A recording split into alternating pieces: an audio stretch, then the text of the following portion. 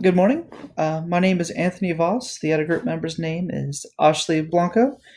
Together, we chose the topic of new technologies that are assisting birth control today.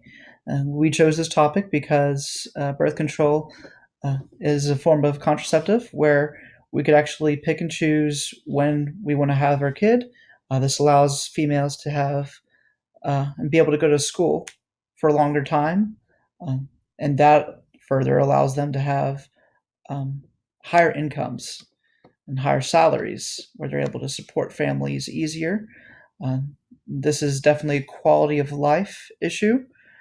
Uh, the better and more forms of birth control that we have and the more available it is, the lower that we'll have teen pregnancy and other unwanted pregnancies today. So the CDC is the Center for Disease Control. These are statistics from 2015, which is the earliest source for statistics. This shows a couple things. Firstly, men do not like sterilization, which is the vasectomy. It seems that there are only about 4.5% of all men in America are using male sterilization, which is pretty low, and only 15.9% of women are using the pill currently. So all of these numbers are pretty low. Um, I feel like with further education, we could get these numbers higher, further reducing unwanted pregnancies. State and local information, I just wanted to say that it seems as though the state of Texas uh, really kind of conceals information, does not really put a lot of money into the funding for looking up this information. So it had to come from a third party source. The third party source also has our information from 2015, the earliest source for statistics so far.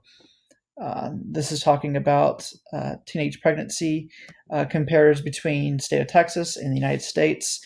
It shows that we actually have a considerable amount of our teens that are pregnant as part of the total. Um, so we have more than our fair share of teenage pregnancies, higher percentile than we should. Um, in fact, all southern states have a greater unwanted pregnancy and um, STI infection rate than northern states. Uh, that's partly due to the availability and due to the lack of education given. Um, we see in the ethnicity classes that it seems as though a quarter of all Hispanics that are having a teenage pregnancy are going to be from Texas.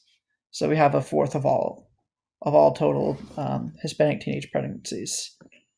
So that's going to be an education and availability issue. Comparing the various methods, we see that the pill is pretty effective at 91%. The best ones are going to be the IUS, IUD, and the sterilization methods, which are essentially 100%. Condoms are lower than expected at only 82%. And the Pilat method is by far the least at 78%, being the least reliable. Uh, Going back on the condoms being only at 82%, it's lower than expected, but it is the only contraceptive that prevents the STIs. So this would prevent the high number of HIV and STI rates that's going on in the southern states, including Texas and Harris County itself. So condoms are very important, but only about a third of men actually use condoms. Interpretation of this was as followed: is that IUS, IUD systems are the best, and that pull-out method is the worst. Our analysis is that, um, pardon me, is that whenever you're comparing all these methods, you're able to see that IUS is the best. These technologies that we're able to have today help people make the choices and what best suits their health needs. Uh, so there's also options for the best economical as well.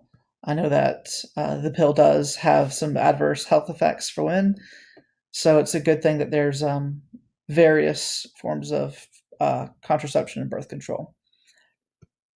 So let's go on.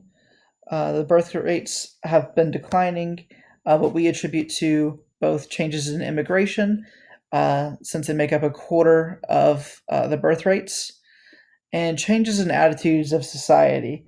Millennials are more inclined to having the choice of contraceptions, whereas older generations are more restrictive on the use of contraceptives.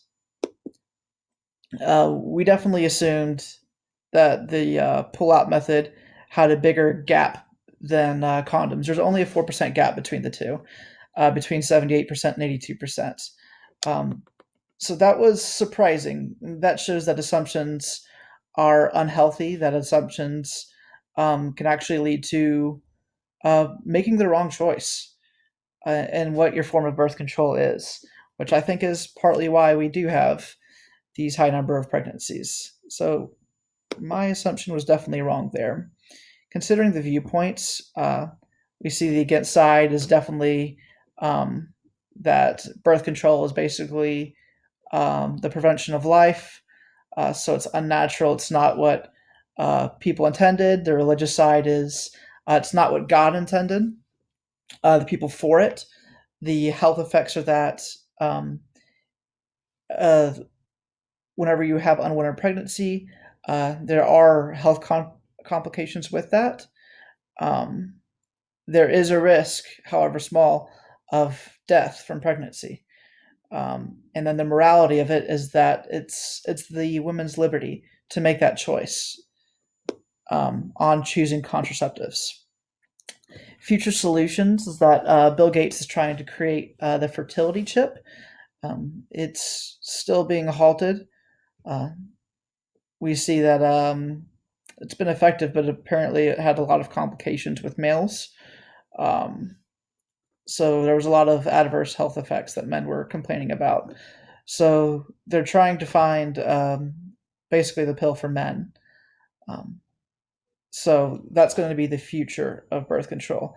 Future birth control would also mean re-regulation from the government, allowing uh, allowing the further availability of contraceptives.